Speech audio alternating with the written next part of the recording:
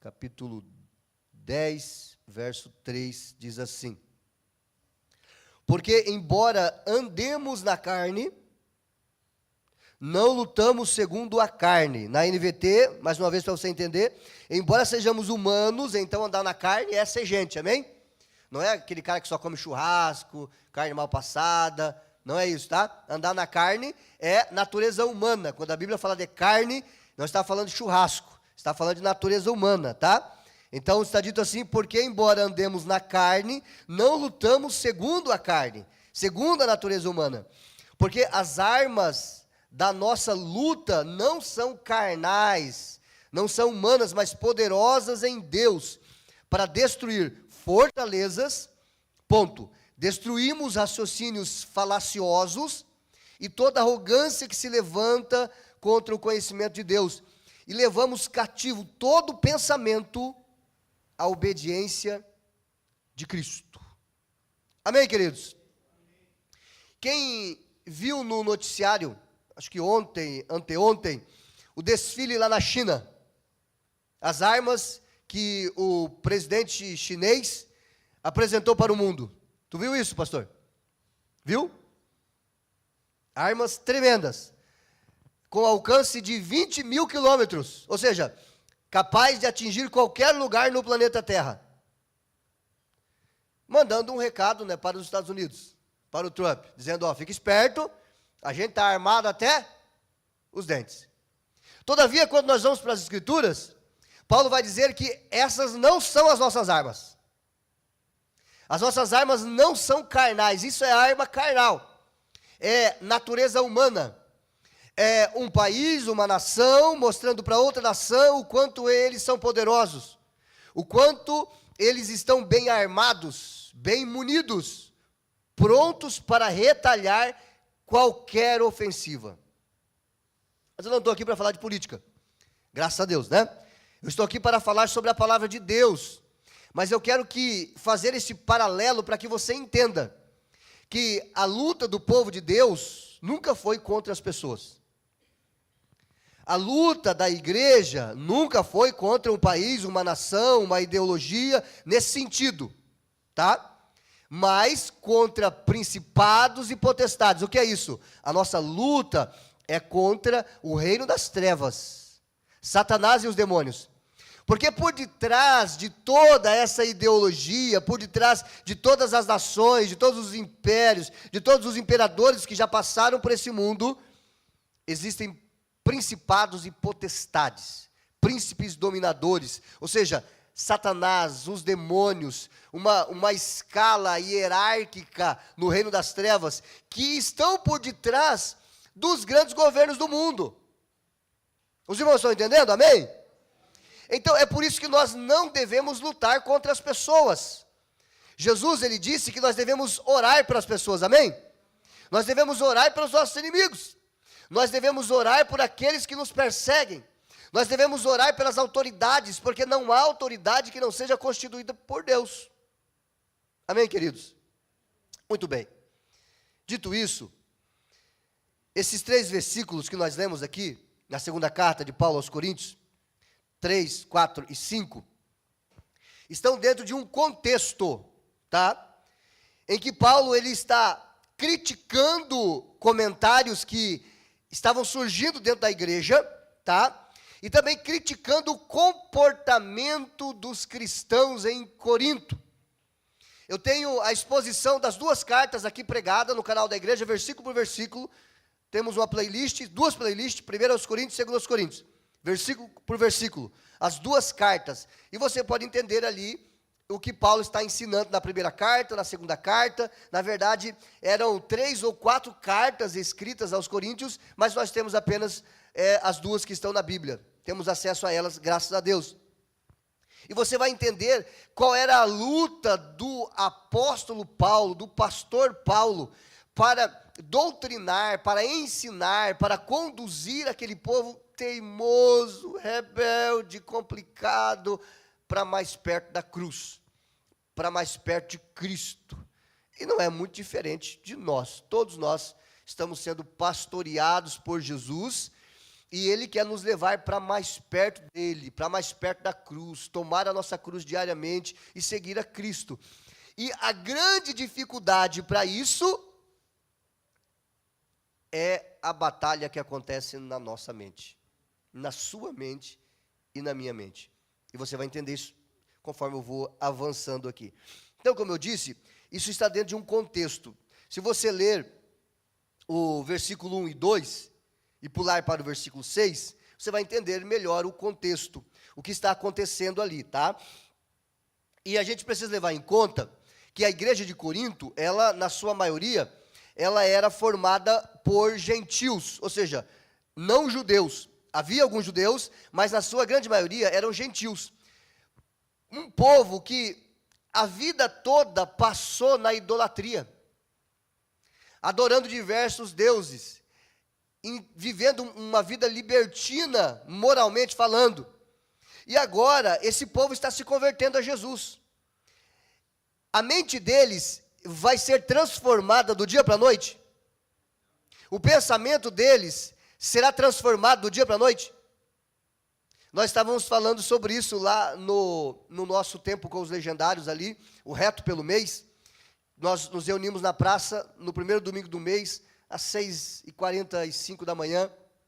Estávamos ali falando justamente sobre isso. Os homens que estavam ali, o pastor Panegali estava ali com a gente também. E o assunto era exatamente esse. Como Deus está trabalhando em nós. Nós estamos indo em direção a Cristo, porém nessa caminhada em direção a Cristo, nós ainda temos que lutar contra o nosso maior inimigo, e muitas vezes o nosso maior inimigo não é Satanás, é o reflexo no espelho. Aquele cara que você vê no espelho toda vez que você vai pentear os cabelos, né? Que você vai fazer a sua maquiagem, aquela pessoa que você vê no reflexo ali, na maior parte das vezes é o seu maior inimigo. É a pessoa que mais te prejudica. É a pessoa que mais te sabota. O Josias, o Paulo, o José, aquele cara do reflexo, a Dona Maria, aquela pessoa do reflexo. Você mesmo, tá? Então, vamos ler o versículo 1 e o versículo 2. Diz assim, Paulo: agora eu, Paulo, apelo a vocês com mansidão e bondade de Cristo, mesmo ciente de que vocês me consideram fraco pessoalmente e duro apenas à distância quando lhes escrevo. Olha o que o povo falava do Paulo. Os crentes em Corinto, que Paulo havia ganho, que Paulo havia entregado ali 1 ano e 8 meses da sua vida, do seu ministério, o povo dizia assim, ó, esse Paulo é fraco. Ele é bravo só quando ele está escrevendo carta para a gente, mas pessoalmente ele é um cordeirinho. Você já fez esse tipo de comentário sobre as pessoas? Eu quero ver cara a cara como é que ele é. Eu quero ver olho no olho como é que ela se comporta. Olha o que o povo estava falando do pastor deles, do apóstolo deles. E o versículo de número 2, Paulo vai dizer assim, pois bem, eu suplico-lhes que quando eu for visitá-los, não precise ser duro com aqueles que pensam que agimos segundo motivações humanas. Aqueles que pensam que a gente é conduzido por aquilo que a gente acha, que a gente está pastoreando a igreja por aquilo que a gente está achando que vai dar certo. Paulo está dizendo, não, nós seguimos a direção de Cristo, nós seguimos as Escrituras. Aí então, chegamos no versículo de número 3, que é o que nós lemos, e ele vai dizer assim, embora nós sejamos gente, nós somos seres humanos, nós não lutamos conforme o padrão humano, é de outra maneira. Nós usamos as armas poderosas de Deus e não as armas do mundo para derrubar fortalezas. A gente vai entender o que é fortaleza. Se lembra de Jericó? Quem se lembra de Jericó, as muralhas de Jericó? Aquelas muralhas eram uma fortaleza. Ninguém acessava a cidade por conta daquelas muralhas.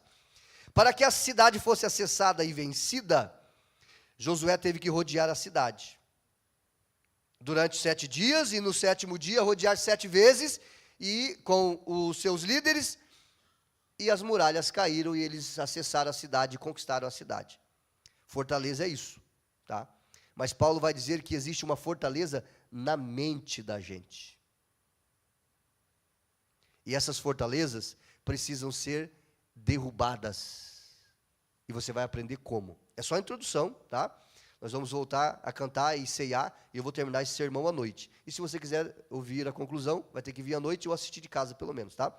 Ou assistir depois, vai ficar no canal do YouTube, e você pode entender. O ensino de Paulo, olhe para mim, por favor. O ensino de Paulo, todo mundo atento também? O ensino de Paulo é mais ou menos esse. Ele vai dizer assim, gente, pegue tudo que você aprendeu antes de Cristo, tudo que você está aprendendo agora, mesmo na igreja, porque tem muita gente na igreja ensinando coisa errada. Inclusive, comentei isso com o pastor Panegali há pouco. Falei para ele, e concordamos nisso. Infelizmente, tem igrejas que estão afastando as pessoas de Jesus. Tá? Tem pastores que estão afastando as pessoas de Jesus.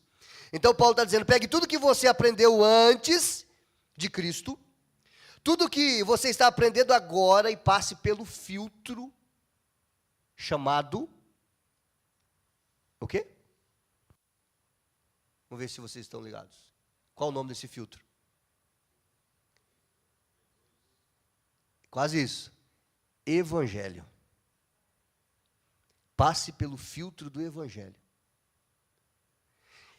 E pasmem os senhores, quando você fizer isso...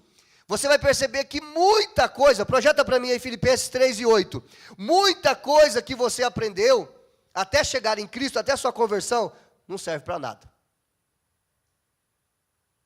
Não presta para muita coisa. Paulo vai dizer assim, ó, sim, todas as outras coisas são insignificantes comparadas ao ganho inestimável de conhecer a Cristo Jesus, meu Senhor. Por causa dele, deixei de lado todas as coisas e as considero menos que lixo, esterco, estrume, a fim de poder ganhar a Cristo.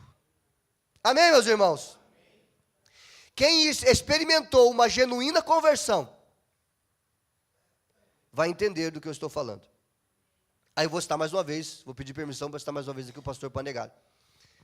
Ele chegou lá para orar com a gente hoje de manhã, ele chegou ontem, estava em Giruá, na Igreja Batista de Giruá ontem, chegou, cadê o Silvano? Silvano, aqui, o Silvano está aqui do meu lado, um homem desse tamanho, eu não vejo ele, Jesus amado. Está aqui o Silvano, que hora que ele chegou ontem? 1h pouco, né? Aí todo mundo deixou o homem dormir, foram conversando até 4 da manhã, ele me falou, né? Eu sei que o Silvano quase não conversa. Então o homem não dormiu. Tirou um cochilo. 2 horinhas, né, pastor? 2 horinhas, né? Mas levantou cedo para ir orar com a gente lá na praça. Quando ele chegou lá, eu disse para ele assim, está cansado? Ele disse, pior era no mundo. Agora para Jesus não tem preguiça, né, pastor? No mundo... a gente saracoteava a noite toda. Aí a gente é preguiçoso para Jesus. A gente troca as coisas de Deus por coisinhas banais. Eu também era assim, pastor. Eu saía às 7 da noite de casa, ia para o carnaval. Lá no meu estado é mais carnaval, aqui vocês são mais, né, do gauchesco, né? Mas a gente dançava lá também. Passava a noite toda no carnaval. Às 4 da manhã, pegava o meu cartão, ia para o frigorífico trabalhar. Eu tinha 19 anos. Eu trabalhava o dia todo, até às 4 da tarde, saía, ia para casa, tirava uma sonequinha de 3 horas e ia para o carnaval de novo. Era 5 dias assim. E eu não reclamava. Aí a gente reclama. Depois que Jesus salva a gente reclama. Quando... Eu respeito o horário aqui, tá? Dificilmente eu passo do horário, mas quando a gente passa 10 minutos, o povo reclama, mas pastor, vai atrasar meu almoço? Pastor, não posso ir na igreja porque isso, ou por aquilo outro. Você entende? Quando a gente servia o sistema, servia o mundo, éramos escravos de Satanás, aí parece que a gente era mais animadinho, né? Aí agora que a gente é crente, qualquer coisinha é motivo para a gente não ir na igreja, para a gente não orar, para a gente não ler a Bíblia, para a gente poder murmurar, reclamar, brigar com a esposa, xingar o marido. Isso só acontece lá no Mato Grosso do Sul, aqui eu sei que não acontece, né? Só acontece lá em São Luís Gonzaga, né, pastor Panegali? Aqui, Três Passos, todo mundo é santo, assim, sabe? Uma coisa espiritual demais. Faz sentido? Sim ou não? Muito bem. Então, Paulo está dizendo que tudo tem que passar por Cristo, tudo tem que passar pelo Evangelho de Cristo. O cristão não precisa desprezar as coisas do passado totalmente, tá? Tem muita coisa boa que nós aprendemos, amém? Tem muita coisa boa que você aprendeu com seus pais, aprendeu na cultura familiar, mas tem muita coisa ruim que nós precisamos lançar fora, porque essas coisas podem tomar o lugar de Jesus na nossa vida. Amém, meus irmãos? Aquele padrão daqueles gaúchos, mais ignorante, mais machista, né? De subjugar a mulher, de não ter tempo para os filhos, de achar que tudo deve ser do seu jeito, porque o meu pai era assim, porque o meu avô era assim. Essa é uma coisa que a gente deve jogar fora. Amém? Porque o gaúcho que é gaúcho, ele é submisso a Cristo. Amém? O gaúcho que é gaúcho, ele é um homem de Deus, ele é um bom marido, ele é um bom pai, ele é um homem de oração, ele é um homem da palavra, ele é um cristão cheio do Espírito Santo. Esse deve ser o verdadeiro gaúcho. Esse é o gaúcho que foi passado pela peneira do Evangelho. Amém, meus irmãos? A gauchada concorda com isso? Esse deve ser o gaúcho que nós devemos ser. A gaúcha. Aqueles que passaram pela peneira do Evangelho. Muito bem, meus irmãos. Avançando ainda mais um pouco, estou na introdução ainda. As conquistas humanas, se comparadas à salvação, Paulo está dizendo, não passam de pó, não passam de esterco. Tudo que você conquistou nessa vida e aprendeu, comparado com a sublimidade de conhecer a Cristo, não passa de pó. O foco deve ser ganhar a Cristo, Filipenses 3, agora o verso 10. O foco deve ser ganhar Cristo, conhecê-lo mais profundamente e viver para Ele para sempre. Amém, igreja? Amém. Olha só o que diz o verso 10. Quero conhecer a Cristo e experimentar o grande poder que o ressuscitou. Quero sofrer com Ele, participando de sua morte. Verso 11 ainda, vamos lá. Para que de alguma forma alcançar a ressurreição dos mortos. Esse era o objetivo de Paulo. Eu quero conhecer Jesus, eu quero experimentar cada vez mais a sua glória, eu quero ser cheio da presença dEle, e eu quero um dia estar na presença dEle eternamente. Glória a Deus, louvado seja o nome de Jesus. Em outras palavras, o que você considera como o maior bem da sua vida? Ponto de interrogação. O que você considera o maior bem da sua vida? É o seu carro? É a sua casa? É a sua formação? É a sua esposa? São os seus filhos? Tudo isso são coisas maravilhosas, principalmente esposa e filhos. Mas não deve ser o maior bem da sua vida. Não deve. O maior bem da sua vida deve ser Cristo. Se não é Cristo, Paulo nos mostra que estamos valorizando esterco no lugar do verdadeiro tesouro. Se você valoriza como o maior tesouro da sua vida qualquer outra coisa que não seja Cristo, Paulo está dizendo, você está valorizando pó, aquilo que acaba, aquilo que termina. O que isso tem a ver com a batalha invisível da nossa mente? Essa é a pergunta. Tem tudo a ver. Porque a nossa mente, ela é moldada por padrões, por sistemas, por argumentos, por cultura. A própria cultura gaúcha é uma delas, tá? Que tem muita coisa bonita e maravilhosa, a cultura tradicionalista, mas tem muita coisa que precisa ser passada pela peneira do Evangelho. Amém, meus irmãos? Muita coisa que precisa ser passada pela peneira do Evangelho. Então, como é que nós vamos nos parecer com Cristo, se nós passamos a vida toda vivendo debaixo de uma cultura, de um sistema, de um estilo de vida que nos doutrinou, que nos paganizou. Não é da noite para o dia que esses pensamentos, que esse estilo de vida é cambiado, é transformado. É um processo que a Bíblia chama de santificação. pastor Panegali falou aqui que ele passou mais tempo da vida dele tocando no mundo do que tocando para Cristo. Porque ele tem 15 anos de conversão. E 40 ele vai caixinha de idade aí, né? Então ele vai poder, em nome de Jesus, viver aí 90, 100 anos, né? E o restante da vida dele tocando para Jesus. Agora, tudo aquilo que a gente passou no mundo, e tudo aquilo que o mundo nos oferece até hoje, a pressão do mundo, a pressão do sistema, tudo isso nos molda. E quando a gente vê, muitas vezes, estamos enredados por esses sistemas de pensamento, por esses padrões. Olha só, vou lhe dar mais um exemplo para você entender melhor. Qual que é o padrão do mundo para o casamento? Não deu certo? Separa. Isso é um padrão, isso é uma fortaleza na nossa mente. Isso é um padrão de pensamento. E Paulo está dizendo que, embora nós somos humanos, sejamos humanos, nós não lutamos conforme os padrões humanos. Usamos armas poderosas de Deus, não as armas do mundo, para derrubar fortalezas do raciocínio humano, padrões de pensamento, e para acabar com os falsos argumentos. Divórcio é um falso argumento. Divórcio é uma fortaleza que precisa ser derrubada. Amém, meus irmãos? Então, é sobre isso que Paulo está falando.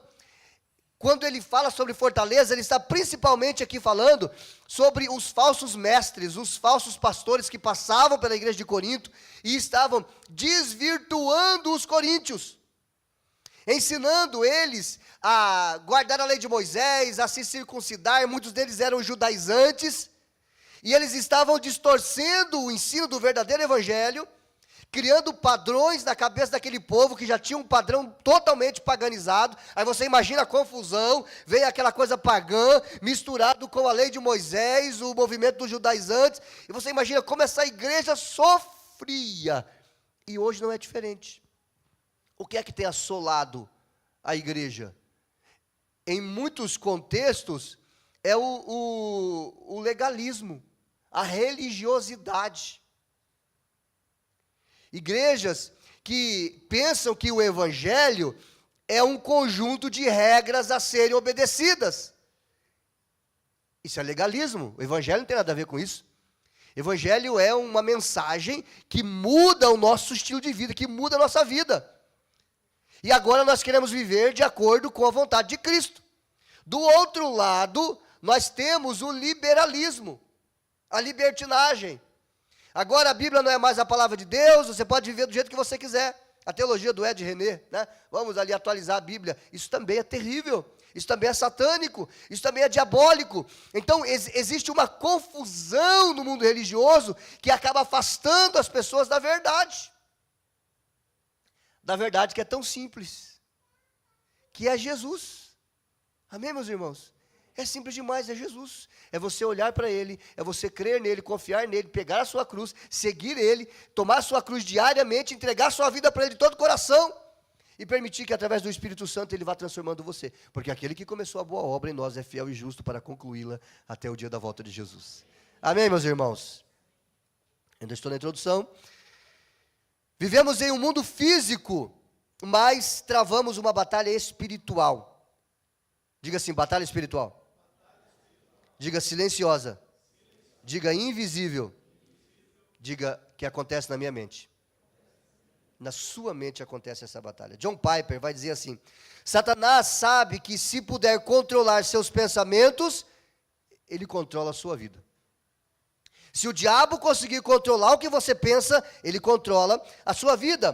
Paulo nos lembra que nossas armas não são naturais e que a guerra mais séria que enfrentamos não está fora de nós, mas dentro, na mente. Pensamentos, crenças, argumentos, ideias e sentimentos podem se tornar fortalezas que precisam ser vencidas pelo poder de Deus. Lembra da fortaleza lá de Jericó, as muralhas? Um pensamento é isso. Um padrão é isso. Uma fortaleza é isso. É um jeito de viver, uma cultura, um estilo de vida, pensamentos, sistemas, ideologias, que na sua mente é como uma muralha. Está cercado. Você não aceita mudar. Eu nasci assim e vou morrer assim. Quantos já ouvimos, né? Pessoas falarem isso, ou já falamos isso muitas vezes. Isso é uma fortaleza. E precisa ser vencida pela palavra de Deus. Amém, meus irmãos? Antes de avançarmos, então, para os 4 pontos aqui que eu vou trazer à noite para vocês, vamos pensar um pouquinho sobre o que significa fortaleza, tá? A palavra no grego, fortaleza, oshiroma, essa é a palavra no grego, e significa um lugar fortificado, como uma torre ou uma muralha, ou um castelo, uma fortaleza militar. Figuradamente, um sistema de pensamento difícil de ser derrubado ou penetrado. A pessoa não quer mudar. A igreja de Corinto estava sendo conduzida pelos falsos ensinos, e muitos achavam que aquilo era verdade, e eles até criticavam o apóstolo Paulo: você é fraco, você é bravinho quando escreve carta para a gente, mas pessoalmente você é um cordeirinho. Olha que povo arrogante, olha que igreja difícil. A igreja lá de São Luís é fácil pastorear, pastor? É fácil? O povo é tranquilo, né? É uma benção, daqui também é uma benção. É uma benção, graças a Deus. O mais difícil aqui é o pastor. O resto é tudo tranquilo. Muito bem, meus irmãos. Olha só, na mente, fortalezas são mentiras profundamente enraizadas, como a do divórcio, não deu certo? Separa. Meu pai tratava a minha mãe assim, por isso que eu trato você assim. A minha mãe era assim, por isso que eu sou assim. Meu pai criou a gente assim, por isso que eu crio meus filhos assim. Isso é um padrão de pensamento. Não mudo, não mudo e não mudo. Aquela Gabriela, né? Não mudo, né? Gabriela para sempre. Lembra? Os mais antigos aí, né? Mais ou menos assim. Tem uns crentes Gabriela. São complicados. São argumentos orgulhosos e muitas vezes feridas emocionais. Por conta de feridas emocionais, olha só um exemplo. Os homens, olhem para mim, os cabra-macha, os gaúchos. Quem aqui se lembra de um abraço do pai? Olho no olho e o pai dizendo: eu te amo, meu filho. Ok. Os homens que não se lembram disso. A grande maioria. Desses, quem tem dificuldade de olhar no olho do seu filho, por mais que você faça, mas você parece que enfrenta uma dificuldade para isso, abraçá-lo e dizer: papai te ama. Quem já enfrentou dificuldade para isso? Quem mais? Por que é tão difícil olhar nos olhos de outro homem e dizer: eu te amo? Eu sou pai de homem hoje, sou pai do Caleb. Tem 1 ano e 8 meses, macho. E as 2 meninas que estavam do meu lado ali, pastor, são minhas filhas, que já foram arrebatadas aí, estão em algum lugar. A Raquel e a Rebeca. E por que é tão difícil? Por que é tão difícil o homem olhar para a mulher? Tem homem que diz assim: eu não consigo falar eu te amo porque eu não ouvia isso em casa. Isso é um padrão. Isso é um padrão que precisa ser vencido, é uma fortaleza que precisa ser derrubada pela palavra de Deus. Aqui na igreja nós trabalhamos isso direto.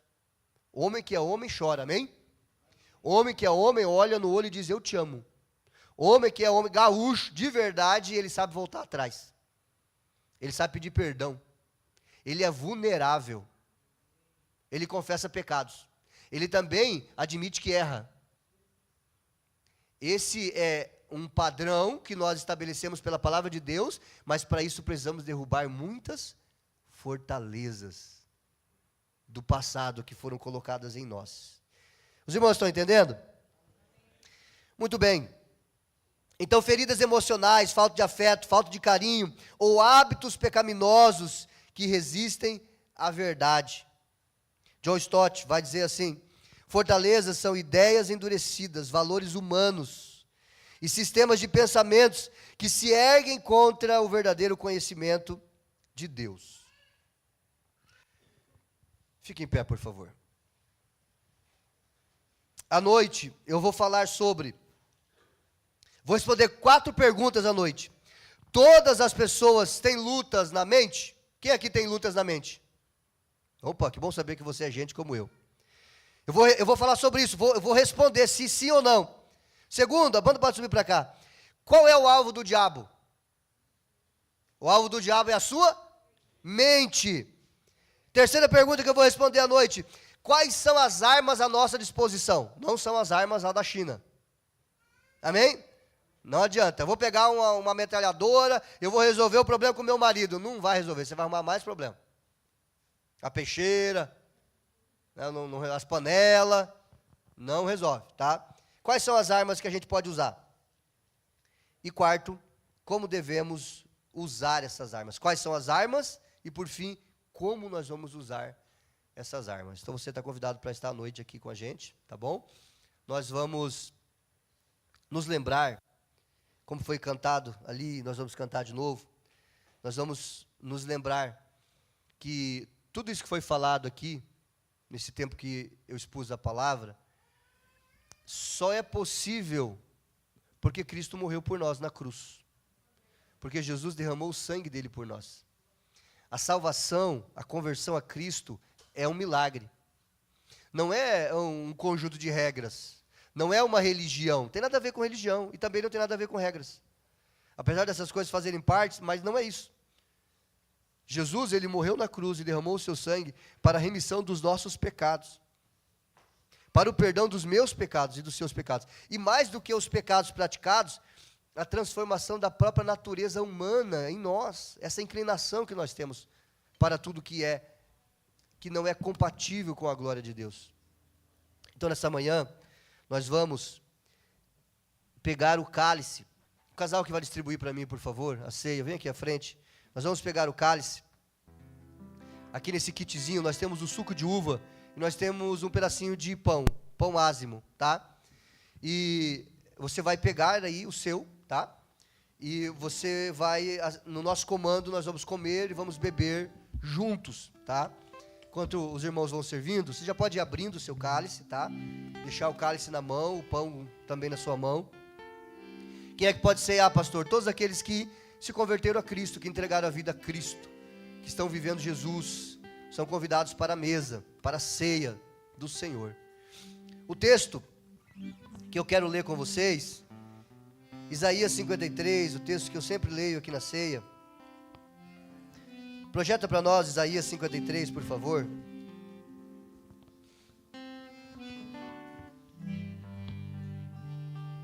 Isaías capítulo 53. Vai abrindo o cálice, não coma ainda, tá? Espera para comermos e bebermos juntos. Você já pode ir abrindo o seu cálice.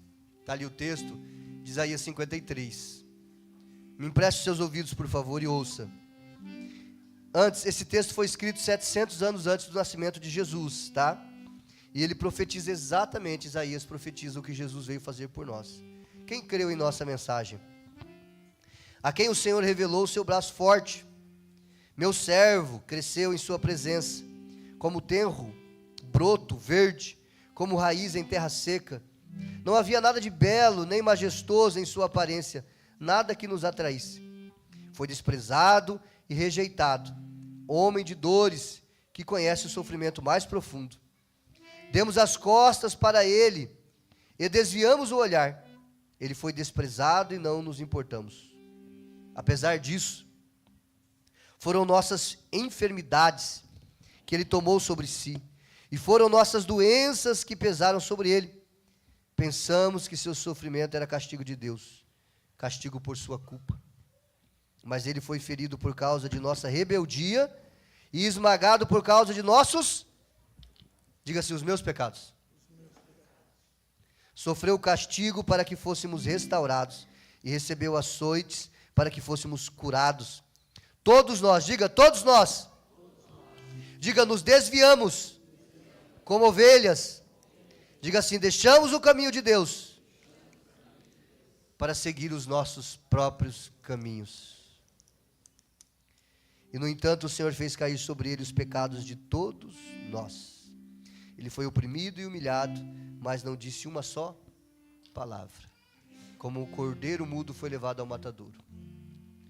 João Batista, quando pregava na beira do Jordão e batizava, Jesus veio em direção a ele e ele disse assim: eis ali o Cordeiro de Deus que tira o pecado do mundo. O Evangelho é sobre isso. O Evangelho não é sobre ter uma casa nova. O Evangelho não é sobre ter um carro novo. Tudo isso é bom demais. E eu quero comprar um carro novo e comprar uma casa nova. Se alguém quiser ofertar um carro na minha vida ou uma casa, eu estou recebendo também. Não tem problema nenhum.